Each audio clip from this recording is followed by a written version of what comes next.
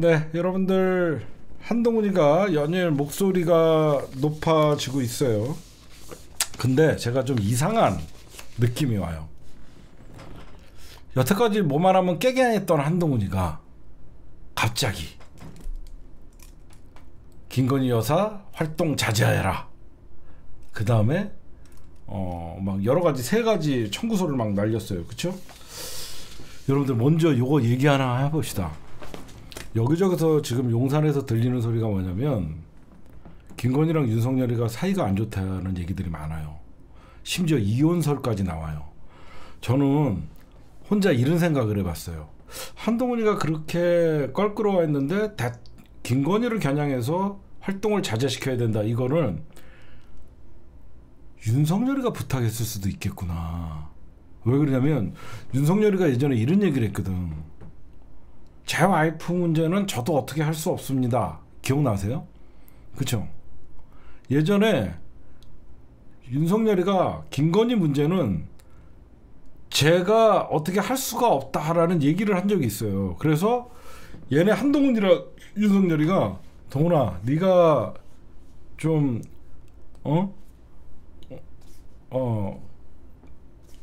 건희 이거를 네가 좀 얘기를 하면 어떻겠냐. 나는 요런 생각도 들어. 안 그렇고서야 어제까지 삐져갖고 이렇게 멀리서 보던 애가 갑자기 여사 자제시켜야 된다. 그리고 검찰 수사 법감정에 맞게 해야 된다. 막 이상한 짓거리를 하길래 좀 이상한 느낌이 좀 받는 거를 깔고 제가 심층 분석을 좀 할게요. 일단은 이 재보선에서 사실 그 금정구청장 선거가 어떻게 보면 친윤계가 만약에 한동훈이가 깨지면 그걸로 선거에 책임을 물으려고 벼르고 있다라는 얘기도 있었는데 금정구청장 선거를 국힘당이 압도적으로 이기면서 사실 한동훈이가 좀 체면은 섰죠. 체면이 쓰면서 이제 용산에서 어떤 얘기가 나오냐면 거기 원래 우리 텃밭이었다. 거기 원래 우리 텃밭이라서 이기는 지역이기 때문에 교육감 선거 진 거에 대해서 책임져라. 이렇게 또 떠들고 있대요. 근데 사실상 현재 이제 친윤계의 말발은 먹히지 않는 시기가 오고 있다라고 여러분들이 볼 수 있을 거예요. 지금 이제 다음 주에 윤석열과 한동훈의 어떤 그 만남이 이루어진다라고 얘기하는데 제가 보면요, 제가 한동훈이나 윤석열이나 김건희 진짜 제가 오랫동안 그 7시간 녹취록만 한 50번을 들으면요 대부분 나와요. 저는 지금 윤석열도 김건희의 눈치를 보고 있고 정진석 대통령 비서실장도 김건희의 눈치를 보고 있고 한동훈이도 김건희의 눈치를 보고 있고. 왜 그러냐? 왜 그러면 다 김건희 눈치만 봐요? 김건희가 무슨 짓을 할지 모르니까. 실질적으로 김건희가 내가 했다라고 해버리면 이 정부는 끝나잖아. 그래서 저는 처음에 김건희가 저렇게 막강하게 힘을 휘두르는 것은 현재 대통령실 안에서 전부 김건희 라인들도 있지만 김건희 라인이 거기를 다 장악하고 있지만 실질적으로 검찰에서도 여러분들 잘 생각해 보세요. 지금 독대 얘기 천천히 해볼게. 이제 하나가 풀어갑시다. 이제 독대를 다음 주에 한대요. 근데 용산에서는 독대라는 말을 극후 부정을 하고 면담이라고 얘기합니다. 면담. 굉장히 급을 낮추는 거죠. 한동훈의 급을 낮춤으로써 대통령에게 면담하러 오는 한동훈으로 급을 좀 낮추려고 하는 느낌이 있어요. 그래서 한동훈과 윤석열이가 둘이 만난다는 얘기도 있고 한동훈과 윤석열, 정진석 이렇게 세 명이 만난다는 얘기도 있습니다. 근데 한동훈이가 이제 금정구청장 선거를 이김으로써 한동훈이가 여러 가지 얘기를 했죠. 먼저 김건희 여사의 활동을 자제시켜라. 그거는 대선 때 약속이다라고 하면서 다이렉트로 김건희를 조준을 했죠. 그 다음에 도이치모터스는 국민 눈높이에 맞춰서 조치가 있어야 될 거다. 이거는 이미 끝났죠. 그 다음에 김건희 라인을 전부 인사로 사실 날려야 된다. 요 세 가지를 요구를 했어요. 그러니까 여러분들이 분석을 해보시면, 첫째, 김건희 여사의 활동을 자제시켜야 된다는, 아마 이번에 독대를 통해서 제2부속실 설치나 특별감찰관을 뭐 한다고 아마 대통령실에서 한동훈 요구를 들어줄 가능성이 많아요. 두 번째, 도이치모터스 국민 눈높이에 맞춰서 조치가 있어야 된다. 이거는 이미 검찰에서 불기소 처분을 했기 때문에 검찰이 이제는 뭐 의제에서 빠질 테고, 그 다음에 가장 중요한 게 이제 인사 문제죠. 인사 문제. 그렇죠? 인사 문제를 주변에, 김건희 주변을 다 내쳐야 된다. 이렇게 이제 얘기를 할 건데, 지금 대통령실은 한동훈이가 요구한 입장에 대해서 언급을 하지 않아요. 한동훈이가 이거 첫 번째 김건희 자제 요청, 두 번째 도이치모터스 주가 조작 사건에 대한 그 국민의 눈높이에 맞는 입장, 세 번째 김건희 라인을 숙청해라. 근데 대통령실이 한동훈의 요구에 입장을 내놓지를 않아요. 그 다음에 검찰의 김여사 무유서 혐의 처분에 대해서 이런 방구 말을 하지 않아요. 그러놓고 이제 제가 보면 제2부속실 설치를 출범할 예정이고, 여러 가지가 있죠. 근데 여기서 여러분들 보시면, 한동훈이가 이제 친윤 설 자리가 없어진 거죠. 누가 봐도 이제 점점점 이번 독대를 통해서 두 가지를 예상할 수 있어요. 더 당정 관계가 악화될 거냐, 하나. 당정 관계가 악화될 가능성 1, 더 악화될 거. 한동훈과 윤석열이가 더 대결할 가능성 1. 두 번째, 아예 이제는 친윤이 설 자리가 없고 당으로 완전한 권력의 이동이 있어요. 이 둘 중에 하나인데, 만약에 첫 번째 당정 관계가 더 악화가 될 거라 그러면 아까 같이 김건희와 윤석열은 사이가 좋은 거예요. 무슨 말씀인지 아시겠어요? 만약에 이번에 독대를 하고 나서도 윤석열이 한동훈과 계속 으르렁댄다 그러면 김건희와 윤석열은 아직도 인꼬 부부인 거예요. 근데 만약에 이번에 용산에 한동훈이가 윤석열과 독대를 했는데 김건희 라인이 숙정당하고 여기저기서 김건희 정무 제2부속실이 생겨갖고 뭔가 조치가 일어나면 김건희와 윤석열은 사이가 벌어진 거예요. 제가 보면. 그래서 오히려 윤석열은 직접 김건희가 윤석열은 김건희를 무서워하거든요. 정확히 보면요. 의전 같은 거 할 때 보면요. 김건희가 막 툭툭 쳐요. 야, 이 등신아, 글로 가면 안 되지. 일로 와. 저기 사람 인사하고 가야지. 여러분들 그런 거 본 적 있죠? 의전 같은 거 보면요. 윤석열이가 김건희를 되게 무서워해요. 어디 갈라다가 차에 탈라다가 갑자기 김건희가 뒤에서 야, 이 등신아, 저기 인사해야지. 그러면 다리 하나 집어넣었다가 빼갖고 또 절로 가고 막 그래요. 응? 야, 나가 빨리. 그러니까 윤석열은 김건희를 되게 무서워해요. 제가 보면. 진짜요. 눈치도 엄청 봐요. 술 먹다가 뭐 건배 하다가 갑자기 레이저 딱 쏘고 있으면 잔 내려놔요. 근데 만약에 이번에 한동훈의 요구를 윤석열이가 다 받아주면 이거는 김건희와 윤석열 사이가 굉장히 안 좋은 거예요. 거기에 이간질 역할을 하고 있는 게 제가 누구라고 생각하냐면 정진석이에요. 정진석이는 누가 봐도 정치인이에요. 그렇죠? 그래서 이번에 윤석열, 정진석, 한동훈이 만난다는 것은, 정진석은 정무적 감각이 있잖아요. 나름 국힘당의 오랜 짬밥이 있잖아요. 정진석이가 어떻게 지금 국정으로 수습해야 된다라고 한동훈의 얘기를 들으면서 공감대를 아마 한동훈과 정진석은 저는 한편이 될 거라고 봐요. 그리고 윤석열을 계속, 윤석열이 여러분들 솔직하게 말씀드리면요. 제가 7시간 녹취록이나 이런 것들을 막 들어보면요. 윤석열은 김건희에게 가스라이팅 돼 있습니다. 진짜로. 여러분들 많은 분들이 느꼈을 거예요. 윤석열은 김건희에게 가스라이팅 돼 갖고요. 김건희 말만 들었더니 자기가 지금 대통령이 돼 있다라고 생각해요. 진짜로.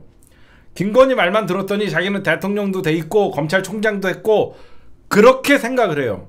그래서 김건희 말을 함부로 하지 말고 자기가 이길 수 없다라고 생각해요. 지금 한동훈이가 아무리 그래도 저는 이해가 안 갔어요. 한동훈이가 그동안 뭐 김대남 폭로, 김대남, 명태균 폭로, 이 두 개가 일어나고 여러분 잘 보세요. 타이밍이 좀 내가 보면 이해가 안 가는 게, 김대남 폭로, 명태균 폭로 딱 터지자마자 한동훈이가 세졌어요. 그렇죠. 이거는 대통령실이 대응이 안 되는 거예요. 즉 김대남, 명태균 둘 다 이 사람들이 하나같이 얘기하는 게 대한민국의 권력자는 김건희예요. 그렇죠? 여기서 사실 윤석열이가 실수한 건 없어요. 다 김대남 녹취록에도 김건희와 함께 이원모를 내리꽂고 총선에 개입하고 자기는 등신 취급하고 김건희는 여사라고 하고, 명태균이랑 김건희랑 나눈 녹취나 카톡 그런 걸 봐도 전부 김건희에 의해서 공천이 이루어지고 있고, 모든 대한민국의 국정농단은 김건희한테 나간다고 돼 있어요. 요 김대남 녹취록, 명태균 녹취록이 털리자마자 갑자기 한동훈이가 세게 나가요. 근데 이게 한동훈이는 몰랐을까요? 한동훈이는 몰랐겠냐고요. 여러분들 제가 재밌는 얘기 해줄게요. 여러분들에게 다시 상기를 시켜드리겠습니다. 원조 김건희 라인이 누굽니까?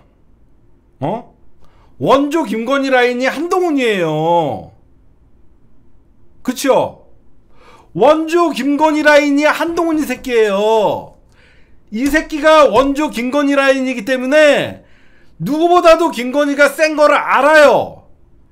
아는데도 이렇게 김건희를 들이받는다는 것은, 저는 대통령실이나 윤석열이나 도저히 우리가 제어가 안 되니까 이거는 당대표가 나서야 된다라는 모종의 딜이 있었을 것 같아요. 그러지 않고서야 갑자기 원조 김건희 라인이었던 한동훈이가 이런 녹취록 터진다 그래갖고 김건희 자제시켜라 이 얘기를 윤석열이가 하고 싶고 정진석이가 하고 싶은 말을 당대표가 대신해 주는 거라고 좀 봐요. 그래서 말도 안 되게 독대가 이루어지잖아. 그렇죠? 원래대로 하면 독대는 일어나지 않아야 돼. 김대남이 녹취록 터지고 명태균 녹취록 터졌다 그래갖고 갑자기 독대가 잡혀? 그건 말이 안 되거든. 저는 분명히 제 느낌은 그래요. 윤석열이나 정진석이가 이건 당대표가 나서야 된다 그래서 오히려 한동훈에게 헬프 쳤을 가능성이 많아요. 그러다 보니까 지금 용산에서 거의 이혼 수준의 김건희를 자제시켜야 한다는 말들이 나와요. 진짜로. 나는 이게 말이 되냐. 근데 누가 봐도 원조 김건희 퀴즈는 한동훈이거든. 독대 절대 안 깨집니다. 지금 독대가 깨지면 여기는 죽는 거예요. 왜 그러냐? 김건희 특검법이 걸려 있잖아요. 이제 아시겠어요? 김건희 특검법이 지난번에도 4표가 이탈됐는데, 이런 국민들한테 김건희 불기소 처리를 하면서 기름을 부어버려갖고 친한계에서 맘만 먹으면 언제든지 열 몇 명을 데리고 있는데, 김건희 특검법이 세 번째 11월에 상정이 되기 때문에 독대가 거절되는 일은 없는 거예요. 그래갖고 저는 처음엔 그랬잖아요. 이거는 김건희가 독대를 허락해줄 가능성. 두 번째, 윤석열과 김건희가 사이가 멀어져서 윤석열이가 한동훈에게 헬프를 쳤을 가능성. 저는 그 둘 중에 하나라고 봐요. 저는 오빠 이러다가 좆됐어 우리 다 뽀록 났어 앞으로 터질 게 더 많은 것 같아. 나는 기억이 안 나. 뭐라고 얘기했는지 오빠 나는 기억이 안 나. 그래서 대체 대응을 할 수가 없어 오빠. 뭔 말인지 알잖아. 검찰 수사에서도 나는 도이치모터스 주가 조작 세력들과 뭐라고 했는지 기억이 안 나. 근데 오빠 나 명태균이랑 뭐라고 했는지 기억이 안 나. 그래서 이거는 대응이 안 되니까 일단은 동훈씨 만나봐. 그럴 가능성이 첫 번째. 여러분 생각해봐요. 김건희랑 만약에 윤석열이랑 사이가 좋고 인고 부부면 김건희가 오빠 저 새끼 안 돼! 라고 하면 안 돼. 그리고 사이가 좋아서 오빠 만나봐! 만날 수 있고. 근데 저는 김건희가 처음에 독대를 허락해 줬을 거라고 생각을 했는데 한동훈의 요구가 이거는 김건희가 받아들일 수 없는 거거든. 오히려 윤석열 측에서 요구했을 수 있다라고. 지금 용산에서 제가 보면 권력 암투가 지금 제대로 붙은 것 같아. 김건희 이것들 봐. 이것들 내가 불면 윤석열이고 뭐고 니들 다 죽어. 이 김건희 막가파와 정치는 그래도 그렇게 하면 안 된다라고 하는 정진상과 기존에 있던 국힘당의 정치파와 김건희 막가파가 지금 권력 싸움을 하는 것 같아. 그래서 이상하잖아. 한동훈 쇄신론에 김건희 라인 제거. 김건희 라인 제거는 정진석이 원하는 거 아니야? 제 말 일리가 있죠. 김건희 라인을 제거해야 된다는 이거는 정진석이나 일반 국민의힘 출신들 정치 세력들이 가장 요구하는 거야. 그렇잖아. 그래서 윤석열에게 아무리 김건희 라인 조심해야 너무 확장해갖고 너무 나대는 거 조심해야 됩니다라고 정진석이가 아무리 얘기해도 저는 제 아내에 대해서 뭐라고 제가 할 처지가 안 됩니다. 정진석도 아는 거야. 정진석도 윤석열이가 김건희를 제어를 못한다는 걸 아니까 이렇게 하다가는 용산이 작살나겠다 싶으니까 그 작살나지 않게 하려고 그러면 김건희 라인을 제거해야 되니까 저는 이거는 정진석 비서실장이 윤석열을 설득을 해서 독대를 하게끔 하고 정진석이가 겉으로는 한동훈과 대립각을 하지만 이런 요구 조건 다 김건희를 향하잖아. 김건희 자제해라. 그 다음에 김건희 도이치모터스 주가 조작 눈높이에 맞게 해라. 그 다음에 세 번째 김건희 김건희 라인 제거해라. 그쵸? 생각해봐요. 대통령과 독대를 하는데 전부 요구사항이 1, 2, 3 다 김건희야. 이거는 용산에서 김건희 라인을 제거해야만 제대로 용산이 돌아간다고 생각하는 사람들이랑 현재 절대 물러설 수 없다라는 대통령 어제도 봐요. 대통령실에서 처음에 김건희 라인 제거에 숙정해야 된다라고 한동훈이가 요구하니까 곧바로 뭐라 그러죠? 대통령실에는 김건희 라인이 없다. 이게 대통령 비서실장을 거쳐서 나온 얘기일까요? 김건희가 바로 얘기한 걸까요? 저는 두 번째라고 생각해요. 어제도 되게 이상했었잖아요. 제가 저 카톡의 오빠는 우리 오빠다. 이런 대통령실의 공식 입장은 없어요. 저는 아예 대통령실의 입장이라고 하면서 나오는 얘기들이 전부 김건희의 생각이 바로바로 나오고 있다라고 생각해요. 그래서 저는 이 독대가 이루어진 거라고 생각하고, 그 다음에 김건희 무혐의가 국민이 납득할지 지켜봐야 된다. 이거 한동훈의 얘기거든요. 결국은 한동훈이나 국힘당은 김건희가 죽어야 사는 집단이 돼버린 거죠. 잘 들어보시면. 그렇죠? 지금 정치 돌아가는 거 잘 보세요. 김건희가 죽어야 국힘당이 살고 김건희가 죽어야 미래 권력인 한동훈이가 사는 거예요. 왜? 윤석열은 사실 한동훈이를 밉거나 이런 건 별로 없을 거라고 생각해요. 그냥 늘 내 말들 잘 들던 한참 어린 동생이고 한동훈이는 높게 평가하던 윤석열이었는데 김건희가 대통령 권력을 잡으니까 자기 마음대로 안 하니까 한동훈과의 사이를 이간질시켰다고 저는 보거든요. 그래서 제가 보면요. 결국 국힘당 말은 안 하지만 친윤계 의원들이나 국힘당 그 다음에 한동훈 특히 윤석열 이 사람들의 특징은 뭐야? 김건희가 죽어야 이 사람들이 사는 거예요. 그래서 그 총대를 나는 한동훈이가 맺다라고 생각해요. 응? 그래서 여러분들 보시면요. 친한계가 존재하잖아요. 이 친한계가 요번에 어떤 계속 이렇게 그 노선을 가지고 있냐면 그 윤석열에 대해서는 저쪽에서 보면 그냥 무능하다라고 얘기하지만 김건희에 대해서는 국힘당 지지자들도 굉장히 밉상이에요. 특히 중도층이나 그러니까 윤석열 지지율이 뭐 지금 뭐 20%도 안 나오고 10%대라고 하면 김건희 지지율 한번 나 조사했으면 좋겠어요. 그렇지 않아요? 진짜 대통령은 김건희인데 왜 여론조사 기관들이 엉뚱한 새끼들만 우리가 한번 해볼게요. 우리가 돈이 들더라도 김건희 지지율을 내가 조사를 한번 해볼게요. 여러분들이 생각할 때 대한민국의 진짜 대통령은 누구입니까? 그러면 그 조사하고, 만약에 진짜 대한민국의 대통령이 김건희라고 생각하면 여러분들은 지지하십니까? 난 이 지지율이 굉장히 중요하다고 생각해요. 아마 김건희 지지율을 아마 여론조사로 하면요 10%도 안 나올 거예요. 저는 100% 그렇게 생각을 해요. 지금 한동훈의 전략은 뭐냐, 윤석열을 치지 않잖아요. 이상하지 않아요? 윤석열을 비판하거나 그러지 않잖아요. 오로지 김건희를 치면서, 김건희가 실권자니까, 원조 김건희 라인이었던 한동훈이는 대한민국의 진짜 대통령이 김건희라는 걸 누구보다도 잘 알기 때문에 대통령실의 독대 조건으로 첫 번째 기도 김건희, 두 번째도 김건희, 세 번째도 김건희인 거예요. 왜? 김건희는 국민 밉상이니까. 한동훈의 전략은 김건희를 통해서 여당 속에 야당이 되는 겁니다. 그쵸? 자세히 보시면 지금 누가 봐도 국민의힘은 여당이에요. 윤석열과 결이 똑같은 집권 여당이라고 생각하는데 한동훈은 윤석열과 결이 다르다고 지금 생각들을 하잖아요. 여당 속의 야당을 친 한계가 지금 점점점 세력을 넓혀가는 거예요. 그래서 이 세력은 시간이 지나면 지날수록 친윤계는 사라지고 친한계로 모일 수밖에 없는 것이죠. 여당 속의 야당. 그게 지금 한동훈의 전략인 거예요. 그러다 보니까 한동훈 입장은 어때요? 민주당이 김건희 특검법을 발의해주면 땡큐죠. 응?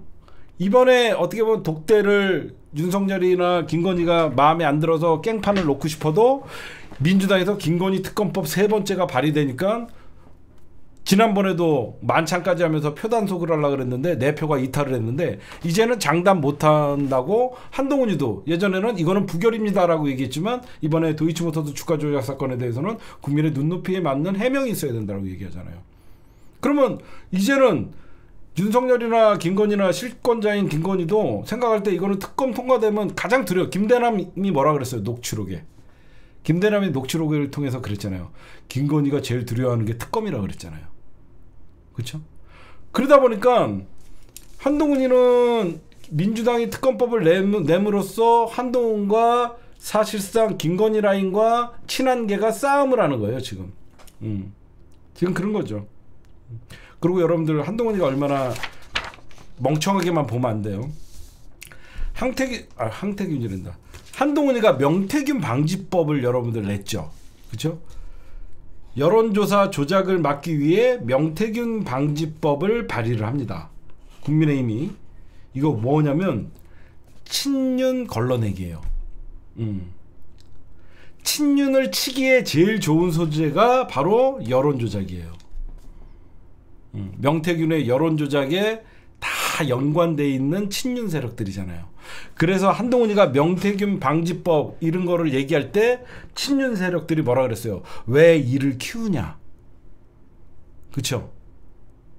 왜 이를 크게 키우냐라고 하면서 친윤이 집단적으로 반발을 했죠. 그 뭐냐?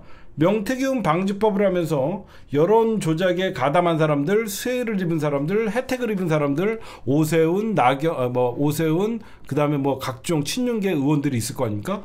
그러면 여론조사 명태균 방지법을 만듦으로써 친윤계를 치기에 좋은 소재고 나대지 못하게 하는 거잖아요. 응? 이걸로 친윤을 치면서 용산의 김건희 라인을 제거하면 사실상 친윤이 정치 쪽으로 나올 수 없는, 지금 점점점 그렇게 하는 거고, 그 다음에 이제는 뭘 봐야 되냐면 독대, 다음 주에 있을 한동훈과 윤석열의 독대 이후에 용산의 태도예요. 가장 중요한 게 과연 독대 이후에 한동훈이가 요구했던 그 요구를 듣냐 안 듣냐에 따라서 실질적으로 당정 관계가 설정되는 거죠. 안 그러면 전면전이고. 무슨 말씀인지 아시겠죠?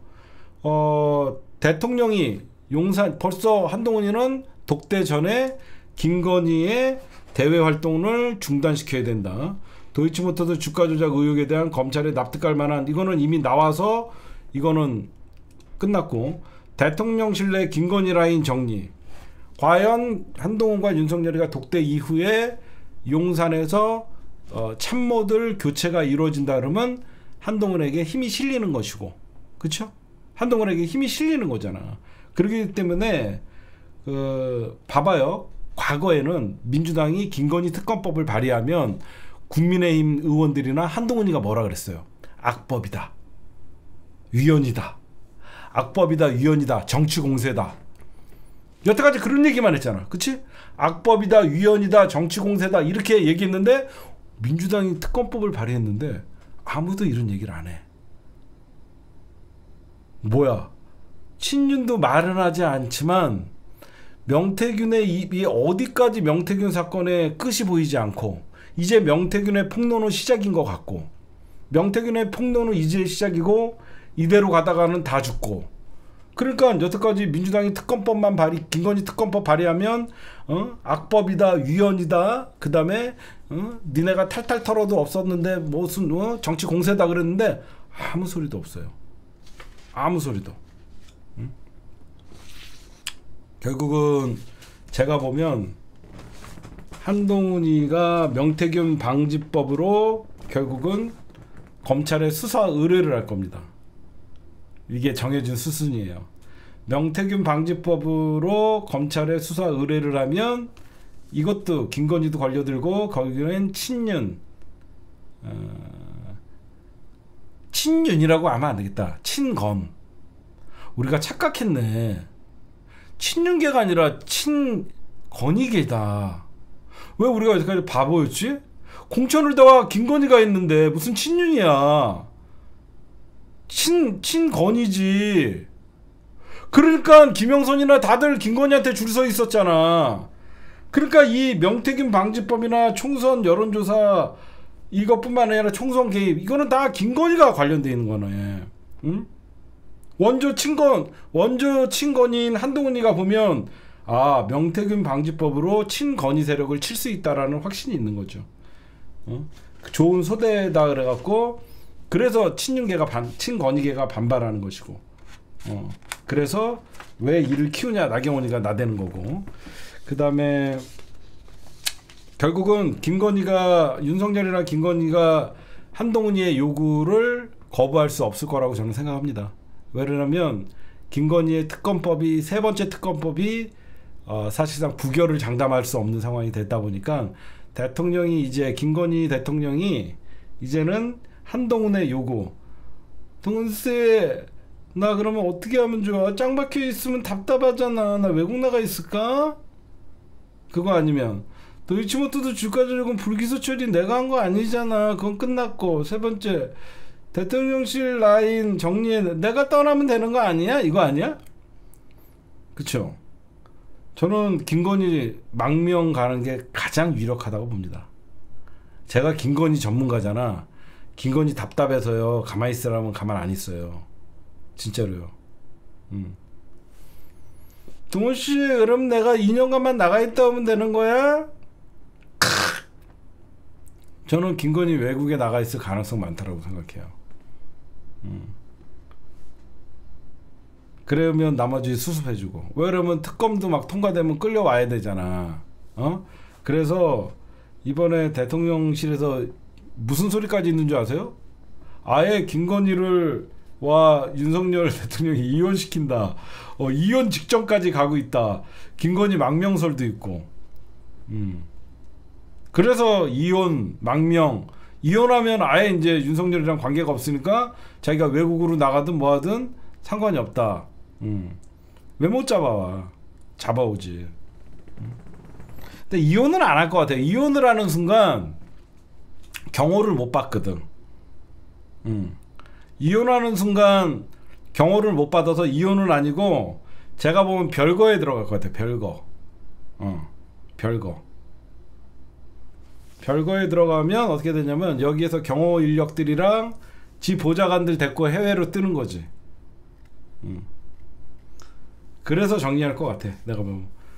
네, 대통령실에서 제2 부속실 설치를 넘어서 이번에 사안에 대해서 엄중하게 보고 김건희 여사를 해외에 2년간 해외에 뭐 체류하는 방안을 적극 검토하고 있다고 합니다. 관련 기사 JTBC의 장인수 기자입니다. 아니 MBC 장인수 기자입니다. 안녕하십니까, 장인수입니다. 뭐 이러면서 김건희 여사가 어느 나라로 튈지 저희가 예의주시하고 있습니다. 뭐 그러면서.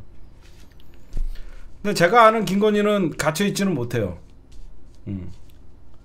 제가 아는 김건희는 뭐 제2부속실 안 만든 게 자기가 어디 다니는 게 다 뽀록 날까봐 그런 거 안 만든 거거든요. 제가 볼 때는 하여튼 이번 독대 이후에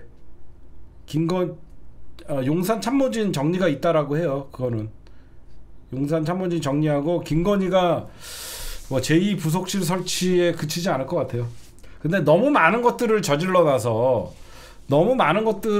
놔서 수습을 하려고 그러면 여기 있어야 되는데 제가 보면 모르겠습니다. 하여튼 한동훈회가 요구한 김건희 활동 자제, 그 다음에 그러니까 김건희 라인 정리, 이거는 아마 총선 이후에 그렇게 먹힌다 그러면 윤석열과 한동훈이, 그러니까 한동훈의 말이 통하면 윤석열과 김건희가 진짜 사이가 안 좋은 거고, 한동훈의 요구사항을 개무시해버리면 윤석열과 지금 김건희는 인꼬 부분 거야.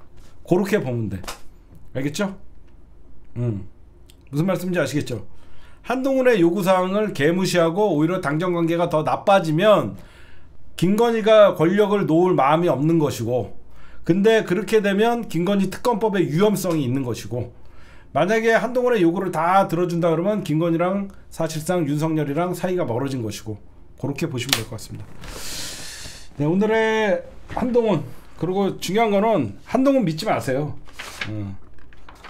한동훈이는 김건희, 한동훈, 윤석열은 공범이에요. 그리고 한동훈이는 원조 김건희 키즈예요. 절대 자기만 인정해 준다 그러면 충성을 다할 놈들이에요. 절대 믿으면 안 됩니다. 네. 제가 늘 얘기하지만 김건희나 한동훈이나 윤석열이는 같이 죽여놔야 돼요. 마치 한동훈이를 윤석열, 김건희와 맞서는 의로운 뭐 국민의힘의 개혁파 이런 식으로 자꾸 또 진보 진영에서 이준석 포장했듯이 요즘 그런 기미가 보이는데 정신들 차리라고 해주고 싶어요. 과거 이준석이 진보 진영 방송에 출연시켜갖고 마치 합리적인 이준석이로 막 띄워주고 그러다가 결국 이준석이가 민주당 후보를 이기고 당선된 거예요. 안 그래요? 왜 이준석이 같은 국진당 이중대 새끼를 띄워줘갖고 지역구 선거에서 민주당 후보 떨어지게 하고 그게 뭐하는 짓거리입니까? 이번에도 마치 한동훈이가 윤석열과 집권 여당 속의 야당, 자연스럽게 한동훈이가 야당 행세를 하는 것 같이 하면서 합리적이고 개혁적인 한동훈을 만들어 놓으면 그게 다 나중에 민주당으로 돌아오는 거예요. 우리가 이럴 때 뭐라고 해야 되냐? 한동훈, 네가 어디 김건희를 비판할 자격이나 있냐? 네가 원조 김건희 키즈 아니냐? 네가 그래서 김건희가 키워줘서 법무부 장관 되고, 네가 김건희가 키워줘갖고 국힘당 그 비대위원장까지 한 놈인데, 네가 이제 와서 무슨 김건희 라인을 정리한다 그러냐? 너부터 사퇴해라, 이렇게 해야죠. 안 그래요? 제 말 맞잖아. 민주당이 한동훈을 띄워줄 필요 없어요.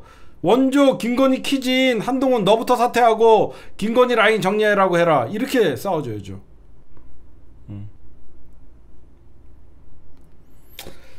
예, 오늘 제가 준비한 심층 분석은 여기까지.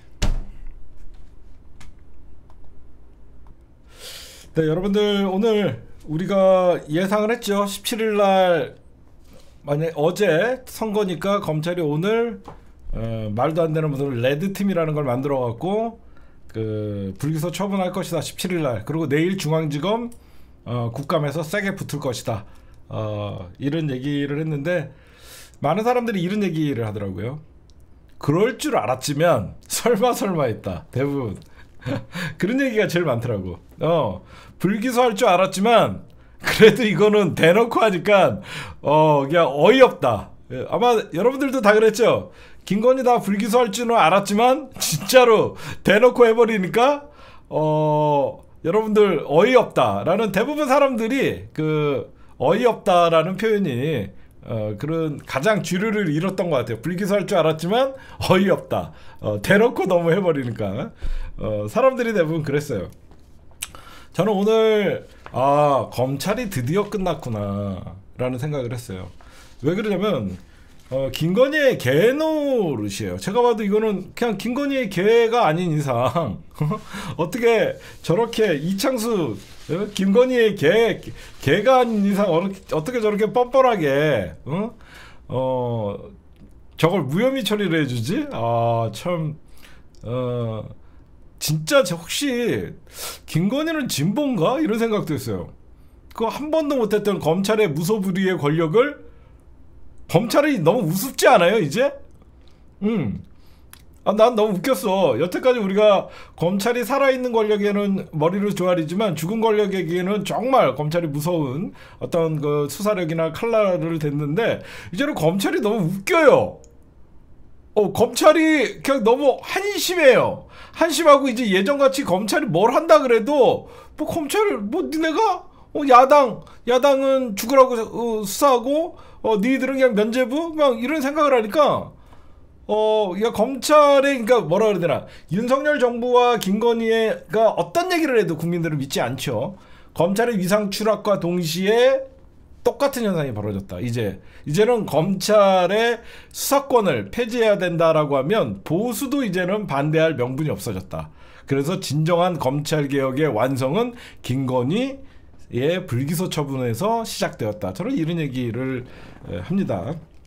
제가 좀 명쾌하게 좀 정리를 해드리겠습니다. 검찰이 불기소를 때림으로써 좋아할 사람은 딱 한 명이에요. 김건희. 그쵸? 여당 자체가, 국힘당 현직 의원들도 김건희 불기소 때리니까 오히려 당황을 해요. 야, 이걸 진짜 불기소 때리네. 앞으로 우린 그러면 어떻게 해야 되지? 국힘당 안에서 대부분 야, 이걸 진짜 불기소 때려버리네 검찰이.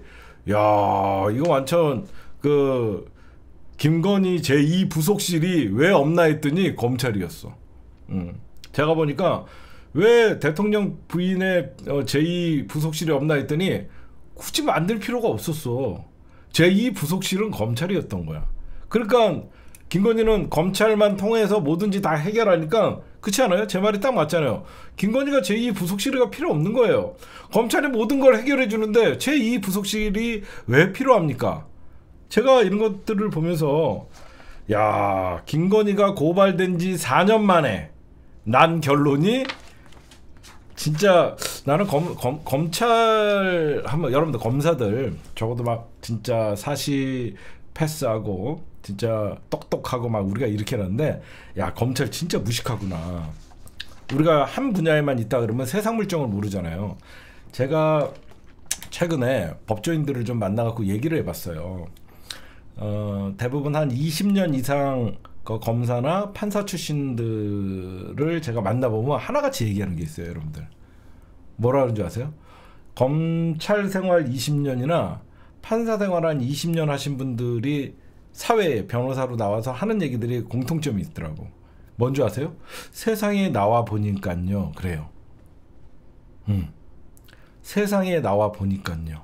그게 무슨 말이냐면, 그 사람들도 그냥 공무원 생활을 하다 보니까 밖의 세상을 모르는 거예요.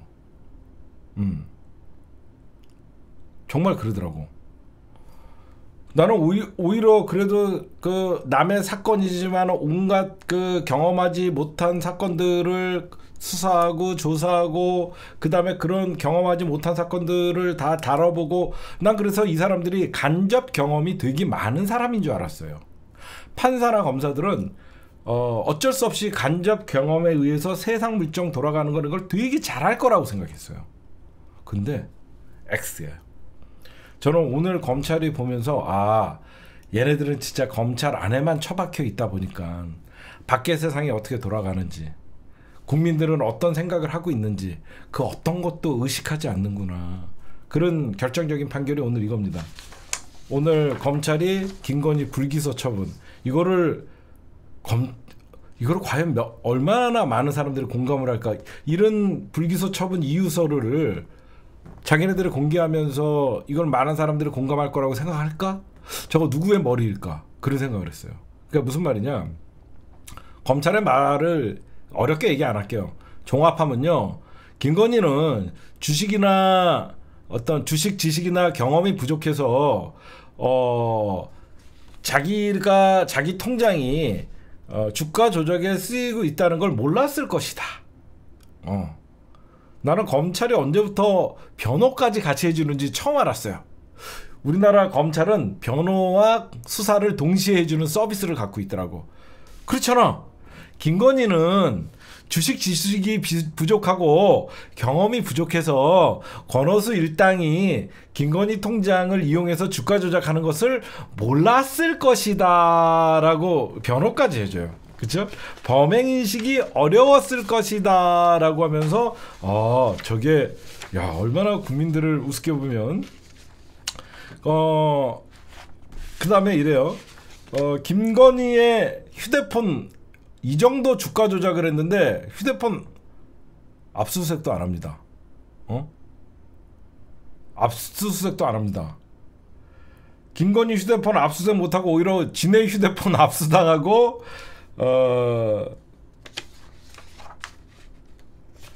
무혐의 처분됐죠. 검찰의 결론은 김건희는 일반 투자자다. 일반 투자자이기 때문에 김건희를 빼고 나머지가 모두 주식 전문가다. 그래서 김건희는 몰랐을 것이다. 그거예요.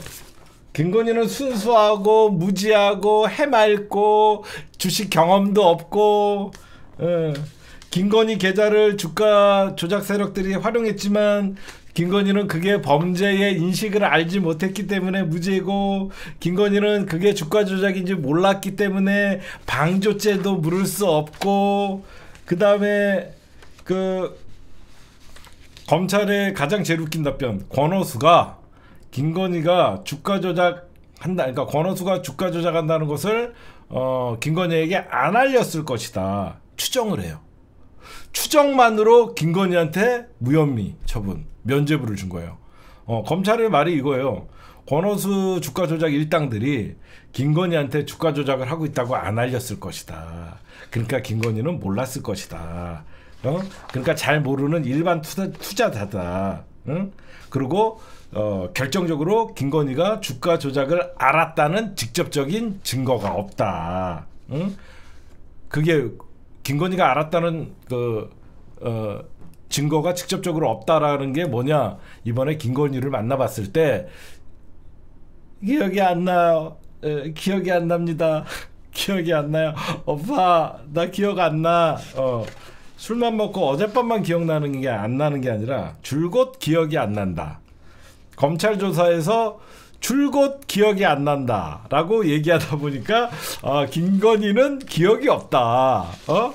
김건희는 기억이 없기 때문에 기억이 안 난다는 김건희 앞에서 우리가 무슨 수사를 할 수가 있겠냐. 그쵸?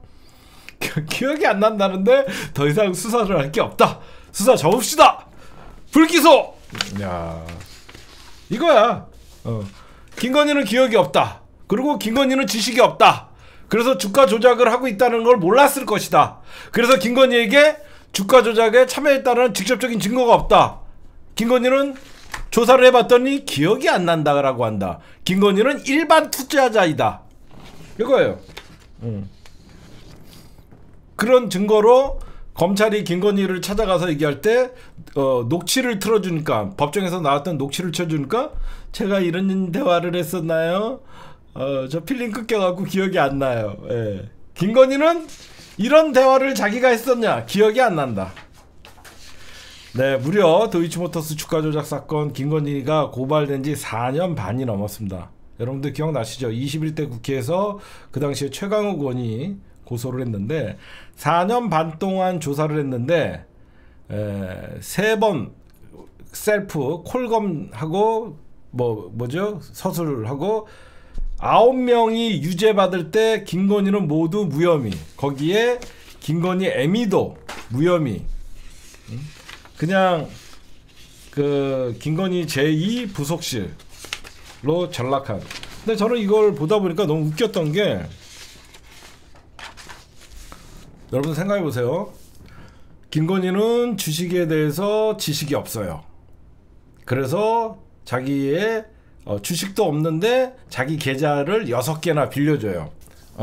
검찰의 이론에 따르면 주식에 어떤 그 지식이 없기 때문에 자기 계좌를 6개를 빌려줘서 어디에 활용하는지도 몰랐어. 주식에 이론도 없고 일반 투자자가 어떻게 23억 원을 그렇게 마음대로 벗을 수가 있을까? 그쵸? 자기 계좌가 어디에 쓰이는지도 모르고 주식에 지식도 없는데 23억 원을 어떻게 벌을 수가 있을까? 우리 김건희한테 돈 맡깁시다. 김건희한테 돈 맡기면 부자 됩니다. 오늘 판결 간단하게 좀 말씀드리면 너무 어이가 없죠. 설마 했는데 진짜 그러고, 그러니까 그냥 권력의 충견. 저는 마지막 검찰이라고 봅니다. 여러분들에게 제가 분명히 말씀드릴 수 있는 것은 검찰의 마지막 모습이었다. 그 모습은 굉장히 취했고 권력의 충견이었고 김건희의 개였다. 사실상 김건희에게 면죄부를 상납을 했고, 면죄부를 상납을 하면서 여태까지 검찰이 얘기했던 법과 정의를 짓밟았다. 검찰이 권력의 개임을 스스로 증명하는 날이었고, 결국은 지금은 김건희를 살렸다라고 하면서 검찰들이 생각할 수 있겠지만, 결국은 김건희는 특검이라는 더 혹독한 죄의 대가를 받을 것이다. 그 민주당이 여러분들 알다시피 오늘 명태균 총선 개입, 그 다음에 을 추가를 해서 김건희 3번째 특검법을 발의했습니다. 민주당이 될 때까지 한대. 이거는 될 수밖에 없어요. 이번에 3번째 특검법은 언제 표결을 하냐면 국정감사가 10월 말일 날 끝나잖아요. 그래서 11월 초에 김건희 3번째 특검법은 더 세졌습니다. 더 강력해졌어요. 어떻게 더 강력해졌냐? 김건희 사건 수사했던 검사들도 특검의 대상에 포함되는 거예요. 이 사람들이 직무유기, 직권남용, 분명히 법원의 조사만 들여다봐도 김건희가 주가 조작을 했다, 그리고 공범임을 알 수 있는데 그 사건을 덮으려고 했던 수사 검사들도 이번 특검에 수사 대상에 포함되어 있고, 직무유기와 직권남용으로 그러면 뭐 지금 서울중앙지검 반부패 수사부나 아니면 이창수 지검장까지 다들 포함이 되겠죠. 결국은 오늘 어쩌면 이창수는 검찰개혁의 선봉장일 수도 있다. 어쩌면 김건희는 대한민국의 검찰개혁이라는 수건, 검찰의 수사권을 완전히 폐지하고 이제는 공소청으로 갈 수밖에 없는 상황을, 이제는 국힘당도 반대할 수 없는 입장이 됐죠. 이제는 검찰개혁은 마무리는 결국 조국이 불쏘시개가 됐고 결국 김건희가 마무리 투수로 등판한 거 아니냐, 저는 그런 생각을 합니다. 이거는요, 다음 정권이 됐든 국힘당도요, 국힘당 안에서도 이 사건 이렇게 덮으면 안 된다라고 하면서 한동훈 대표도 그런 얘기를 하잖아요. 이제는 김건희에 의해서 결국은 이 검찰은 이제 끝났다. 누가 봐도 이제 검찰이 어떤 여러분 생각해 보세요. 앞으로 무슨 사건이나 검찰이 부르면요, 기억이 안 난다라고 하세요. 그리고 도이치모터스 주가 조작 사건에서 기억이 안 납니다. 기억이 안 나니까 뭐 어떤 정확한 범죄 혐의를 물을 수 없다. 앞으로 고위 공직자들은 백을 받아도 청탁의 대가성이 없다. 김건희가 대한민국의 법의 기준을 많이 만들고 있어요. 공직자들은 300만 원 이상 백을 부인이나 만약에 부인이 근무하고 있으면 남편이 골프째로 받으면 되고, 남편이 근무하고 있으면 부인한테 백으로 주면 되고, 그렇죠? 이렇게 여러분들이 보시면 검찰 개혁이 아니라 이제는 검찰을 해체 수준이죠. 이제는 검찰 개혁이 아닙니다. 검찰 해체예요. 대검찰청을 없애야 됩니다. 제가 늘 얘기하지만 검찰이 자기네들이 대검을 만들었던 이유가 자기네들도 판사와 동일시하기 위해서 만들었던 거거든요. 그렇죠. 검찰이 여러분들 사법부는 우리나라 입법 사법 행정에 분명히 한 그 기관이잖아요. 그렇죠? 근데 검찰은 행정부의 그냥 외청일 뿐이잖아요. 법무부 산하 검찰청이 있는데도 불구하고 대검이라는 걸 만든 게 뭐냐면 이 새끼들이 그 대검 고검 대검을 만들어 갖고 고법 대법 흉내낸 거예요. 얘네들은 그냥 공소청 하나 있으면 돼요. 공소청. 검찰청 이런 것도 다 필요 없고 검찰청 폐지, 대검 폐지, 그냥 공소청. 이제 무슨 말씀인지 알겠죠? 이것들이 판검사, 판사랑 검사랑 어떻게 동일시치게 그러니까 검사는요 사실상 변호사랑 싸우는 거예요. 검사 변호사가 사실상 하나에 묶여야 되는 거고요. 판사는 위에서 니들이 서로 검사와 판사가 어떤 법리적으로 싸울 때 누구의 법리가 더 맞냐를 판사가 판결하는데 이 새끼들은 항상 판검사라고 하잖아요. 판검사. 그쵸? 지네가 동급으로. 얘네들은 이제 실질적으로 이제 공소청밖에 안 남을 거예요. 그러니까 그렇게 보시면 될 것 같고 오늘 여러분들 제가 이런 것들을 보면서 좀 이상한 게 있어요. 예전 같으면 김건희 디올백 사건의 어떤 불기소 처분이 나와도 과거에 국민의힘이나 대통령실에서 어떤 논평이 나왔거든요. 뭐 사법부의 판단을 존중한다. 뭐 법원에서 그런 판단이 나오거나 검찰이 탈탈 털어도 없었던 사건 검찰의 어떤 그 뭐 불기소를 환영한다 이랬는데 논평 자체가 없잖아. 이상하잖아. 응? 검찰이 분명히 오늘 대통령실이 검찰이 도이치모터스 주가 조작 사건 4년 반에 걸쳐서 수사 결과를 오늘 발표했는데 대통령실이 말을 못해요. 입장을 낼 수가 없죠. 왜 그러면 입장을 내는 순간 또 다른 논란이 될 수 있고 한동훈 국힘당 안에서 이거는 털고 가야 된다라고 얘기하니까 대통령실이 입장을 못 내는 거예요. 근데 저는 이제 검찰의 손이 떠났죠. 저는 이렇게 생각을 해요. 검찰 그래 괜히 제가 사실 여러분들에게 걱정했던 거 말씀드릴게요. 만약에 검찰이 어설프게 기소를 했다가 괜히 민주당 특검의 논리가 깨져버리거든요.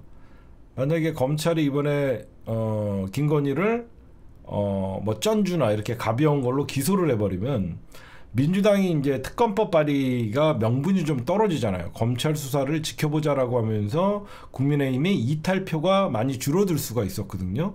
그래서 저는 내심 제대로 수사하고 제대로 감옥 보내려면 그래 검찰도 작살내고 김건희도 죽일 방법은 그렇게 대놓고 그냥 불기소 처분해라.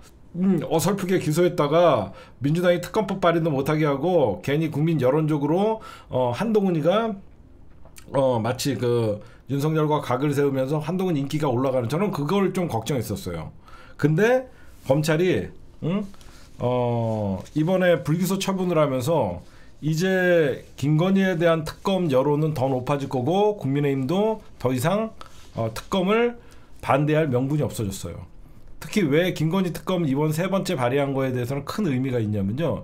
명태균이라는 그 총선 개입 김건희와 사적 대화를 나눴던 그 명태균의 총선 개입 사건이 이번 세 번째 어떤 특검에 포함되어 있기 때문에 국힘당도 이 특검을 명태균에 대해서 작살내고 싶은 사람들이 있을 거 아닙니까? 저는 무조건 이번엔 통과될 거라고 봅니다. 거기에 이제 민주당이 이번 기다렸다는 듯이 상설특검법을 발의하고 국정조사까지 동시에 한대요. 그러면 작살나는 거예요. 국정조사를 통해서 김건희 오빠랑 명태균이 불러들이고 여기저기 도이치모터스 주가조작 일당들 전부 다시 끌어오고 국회에서 그렇게 예전에 여러분들 최순실 국정농단 사건 때도 거의 여러분들 국정조사에서 여러 가지 의혹들이 밝혀져 갖고 결국은 그게 특검으로 이어져 갖고 그렇잖아요. 결국 예전에 최순실 국정농단도 그 당시에 그 국회에서 대부분 사안들이 많이 밝혀지면서 사실상 조중동이 같이 떠들어주고 특검이 여론이 형성돼 갖고 특검이 받아들이는 그렇게 됐기 때문에 상설특검은 여러분들 알다시피 민주당이 오늘 기습적으로 여당의 추천권을 배제하는 단독안을 통과시켰어요. 이게 의석이 깡패거든요. 저번에도 잠깐 설명을 해드렸는데 왜 민주당이 상설특검 속도전에서 오늘 정무위에서 오늘 운영위에서 이 특별검사 후보 추천위원회 구성 및 운영에 관한 규칙 일부 개정을 했냐면, 여러분들 잘 보세요. 우리가 예전에 처음에 22대 국회 처음에 구성할 때 절대 법사위 내주면 안 된다. 그거랑 뭐였죠? 운영이었어요. 여러분들 기다려요. 처음에 여러분들 그 생각 안 나요? 처음에 법사위 주면 안 된다. 총수는 한동훈이 할 거라고 생각해. 그 얘기 아니야. 잘 듣고 얘기해. 혼자 판단하지 말고. 그때 그 법사위 주면 안 되고 운영위를 주면 안 된다고 난리를 쳤어요. 왜 그러냐면 운영위는 대부분 집권 여당의 대부분 원내대표가 해요. 그래갖고 민주당이 첨예하게 운영위를 안 주겠다 그러면서 버틴 거예요. 그래서 운영위원장을 박찬대가 잡았잖아. 민주당이 절대 양보 안 했어. 그래서 민주당에서는 법사위 운영위까지 다 차지했거든. 거기에 행안위 저것들 울며 겨자 맞기 싫어. 운영위가 어디냐면 바로 대통령실을 직접적으로 겨냥하기 때문에. 그러면 운영위가 지금 우리 민주당이 운영위원장을 잡고 있기 때문에 이 상설특검법의 개정이 이루어진 거예요. 무슨 말씀인지 아시겠죠? 이게 대박인 거예요. 운영위를 법사위를 가져오고 뭐 관례대로 운영위는 집권 여당에게 추경호에게 줬다라고 하면 상설특검을 못해요. 상설특검을 요번에 법률을 개정했기 때문에 상설특검이 이제 탄력을 붙는 거예요. 왜 그러냐면 특검 후보 추천군이 7명인데 7명 중에서 3명을 어디서 추천하냐면 법무부 차관, 법원 행정차장, 그 다음에 대한변호사협회 이 3명이에요. 법무부 차관 1명 들어가죠. 법원 행정차장 1명 들어가죠. 대한변호사협회 1명 들어가죠. 7명 중에 벌써 3명이고 그 다음에 여야 원내 교섭단체 중에서 여러분 생각해 주시면 민주당 2명, 집권여당 2명 이러면 7명 중에 5대2가 돼요. 무슨 말씀인지 아시겠어요? 5대2가 된다고. 국회에서 제1당 제1, 2 교섭단체가 2명씩 가면 대한변협의 사람도 알 수가 없잖아요. 그래서 이걸 어떻게 됐냐면 집권 여당을 배제해버리는 거죠. 그러면 민주당에서 2명을 추천을 하고 그 다음에 비교섭단체에서 의석수대로 1명씩을 추천하게 되는 거죠. 그러면 조국혁신당이 12석이니까 1명을 추천을 하게 되고 진보당과 개혁신당이 3명씩 이래갖고 똑같은데 진보당이 더 오래된 정당이기 때문에 진보당이 추천을 하는 거예요. 이해가 가세요? 그러면 상설특검의 특검을 민주당이 2명, 조국혁신당이 1명, 그 다음에 진보당이 1명 이렇게 4명이 그러니까 4대3이 돼버리는 거죠. 그래서 이게 지금 룰을 바꾼 거예요. 룰을 바꾸고 이렇게 한 거고, 그래서 정부 여당이 이제는 상설특검도 자기네들이 유리하게 끌고 갈 수 없는 거죠. 그래서 지금 아마 이렇게 되면 11월에 바뀐 규칙안을 토대로 김건희 특검법과 함께 상설특검을 보완제 성격으로 가동할, 그러니까 김건희 특검을 그러니까 국회에서 추진을 하면서 상설특검을 운영한다는 거예요. 그러니까 이렇게 되는 겁니다. 상설특검을 하면서 이렇게 하는 거예요. 그렇게 아시면 될 것 같고, 그거는 뭐 15일인가 그 안에 임명을 하게 돼 있어요. 15일인가 기간이 있어요. 15일인가 며칠 안에 상설특검은 임명을 해야 되는 그런 게 있기 때문에, 그리고 이거는 이미 국회에 있던 법률이기 때문에 거부권이 안 됩니다. 그러니까 민주당이 이거예요. 11월 초에 김건희 특검법 명태균 선거 총선 개입도 포함시켜 갖고 올리면서 그 다음에 국회에서는 국정조사, 그쵸? 국회에서는 국정조사 그리고 상설특검 3가지 방면으로 김건희를 압박하는 겁니다. 그래서 김건희 특검은 11월 본회의, 상설 특검도 11월 중에 법 개정을 통해서 이어지고 그 다음에 국정조사 이렇게 세 가지로 간다라고 여러분들이 보시면 될 것 같고 민주당이 이제 세게 나가는 거죠. 이제 누가 봐도 무서울 거 없죠. 이번에 그 김건희의 개 노르스트란 이창수 그 다음에 심의정 탄핵한다고 합니다. 탄핵해야 돼요. 지금 4년 동안 수사해갖고 아무 것도 없고 이거는 누가 봐도 이창수 지검장이 전권을 갖고 있기 때문에 이창수 탄핵을 하고 검찰총장 탄핵을 하고 중앙지검장은 직무유기 및 은폐 사건을 은폐했죠. 그렇죠?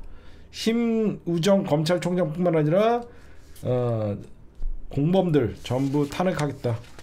저는 법무부 장관 좀 탄핵을 했어요. 저는 법무부 장관부터 좀 탄핵해야 된다고 봐요. 그 다음에 하여튼 특검법 이번에 그러니까 지금 여러분 생각해 보세요.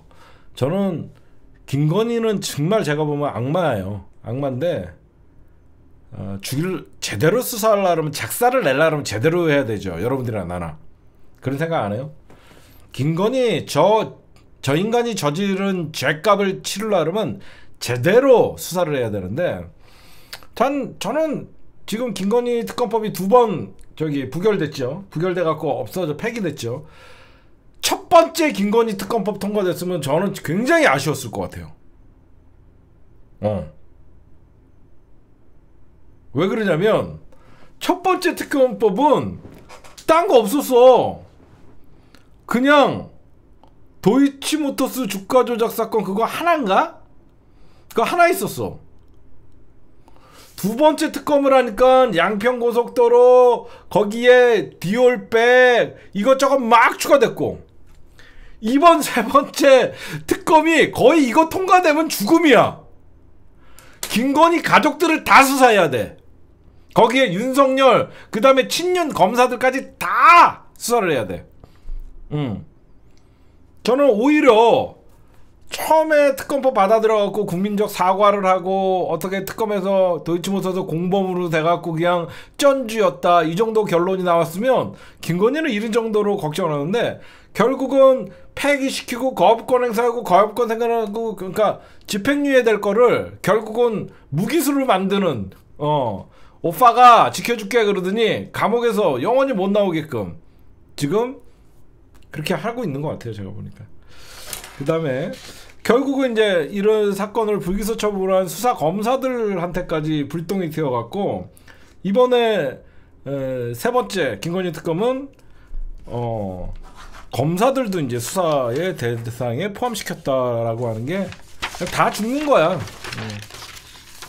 제가 보니까 다 죽는 거야. 그 다음에 명태균 얘기하고 한동훈 얘기 좀 할게요. 이것 좀 얘기할게요. 오늘 저 이복현이가 너무 웃겼어요. 이복현 대답이 너무 웃겼습니다. 오늘 여러분들 알다시피 금융감독원을 대상으로 오늘 금감원 대상으로 국정감사가 있었어요. 누구보다도 금감원장은 뭐죠?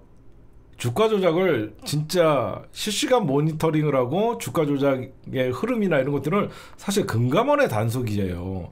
금감원이 단속을 해서 검찰에다가 수사 의뢰를 하고 1차적으로는 금감원의 몫이거든요. 근데 이복현이가 오늘 이래요. 응? 오늘 검찰의 치욕의 날이다. 어떻게 김건희 도이치모터스 주가 조작 사건을 불기소 처분할 수 있냐라고 하니까 이복현이가 이릅니다. 이거는 중대범죄 아니냐라고 주가 조작은 중대범죄 아니냐 김건희라고 이복현한테 물어보니까 이복현이가 잘 모르겠대. 불쌍하더라고. 금감원장이 주가 조작 사건에 대해서 잘 모르겠대. 안타깝더라고. 금감원장이 주가 조작 사건에서 잘 모르겠습니다. 그렇지만 이런 얘기를 해요. 하지만 주가 조작은 시장 교란 행위나 투자자의 신뢰를 저해하는 각종 불공정 행위에 대해서는 엄단해야 하고 그것이 시장 전체 질서를 바로잡고 자본시장을 살리는 데 키가 된다는 것에 대해서는 큰 이견이 없다라고 강조를 했죠. 그게 바로 도이치모터스 주가 조작 사건인데 비굴해요. 검사들은 비굴하면서도 뻔뻔한 것 같아. 그래서 자기네들은요, 그러니까 다른 조직에서 이런 일들이 벌어지면 굉장히 부끄럽고 비굴하다라고 하면서 자성의 목소리가 나와야 되는데 검찰은 오히려 이런 비굴함을 이겨내지 못하면 검찰 조직을 배신한다라고 생각하나 봐요. 그렇지 않아요? 검찰은 당연히 이 비굴함을 이겨내야지 우리는 진정한 검찰주의자다 이런 생각들이 만연한 것 같아요. 그래서 그거를 부끄럽거나 부끄러워하거나 그러지를 않아요. 그래서 난 그게 너무 신기해요. 검찰이. 응? 창피한 것 같아요. 여러분들 명태균 자고 일어나면 난리가 났죠.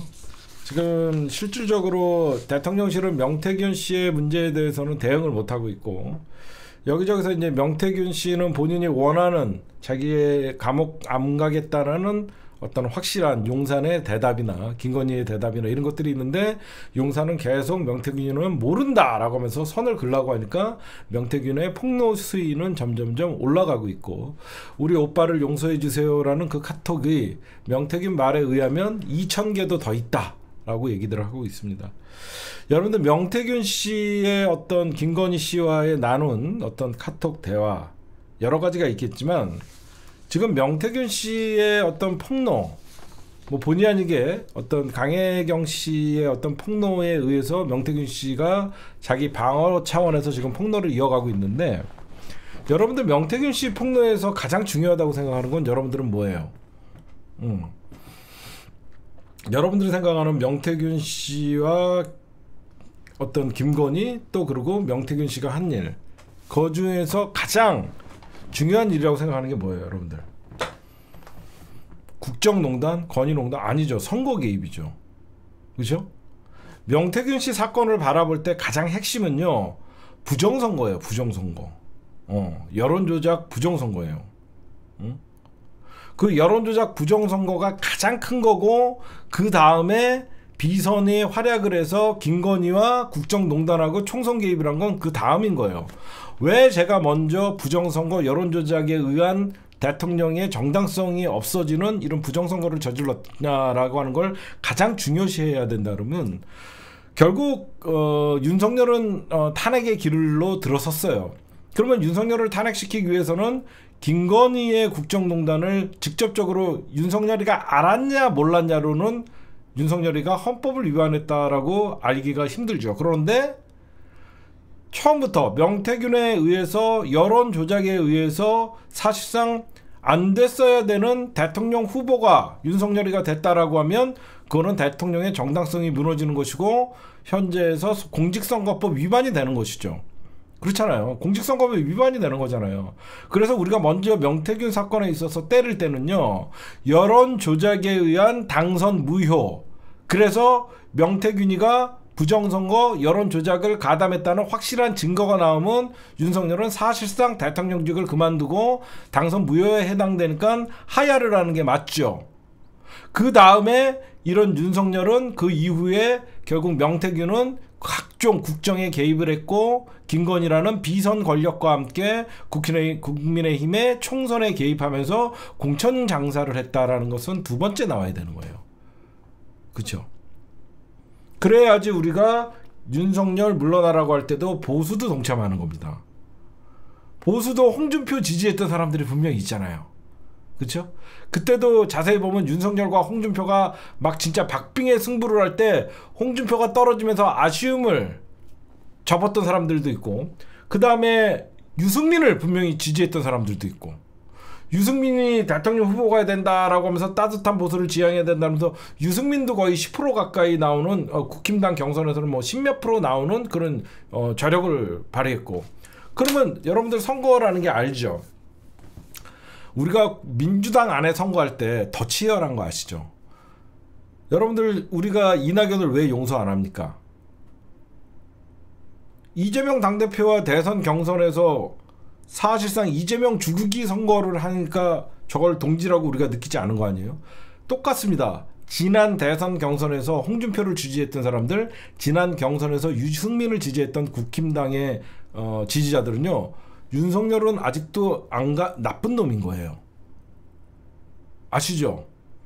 여러분들 알잖아. 민주당 안에 선거가 더 치열한 거. 쟤네들도 홍준표, 윤석열, 유승민 선거할 때 더 치열했던 거예요. 지금 만약에 윤석열이가 명태균에 의해서 여론 조작에 의해서 홍준표를 이기고 유승민을 이겼다. 이게 공식화되고 실질적으로 드러나는 증거들이 나오면 국힘당 안에서 윤석열은 하야라는 얘기가 나오는 겁니다. 그래서 제가 먼저 중요한 것은 명태균의 자백이 가장 중요한 거의 포인트는 여론 조작의 중대 범죄가 드디어 나왔다는 거예요. 그래서 홍준표와 여기에 유승민이 가세해서 지난 대선 여론 경선은 부정선거였다라는 이론이 되면 현재 윤석열 정부의 어떤 그 정통성과 이게 다 무너지고 보수 안에서도 이제 윤석열은 끌어내려야 된다라는 극이 되는 겁니다. 그 다음에 그러니까 여러분들이 제가 여러분들에게 말씀드리고 싶은 것은 명태균이가 김건희와 나눈 카톡이 오빠냐 아니냐가 중요한 게 아니에요. 그거는 사실상 여러분들에게 물타기 한 거예요. 절대 여러분들 놀아나면 안 돼요.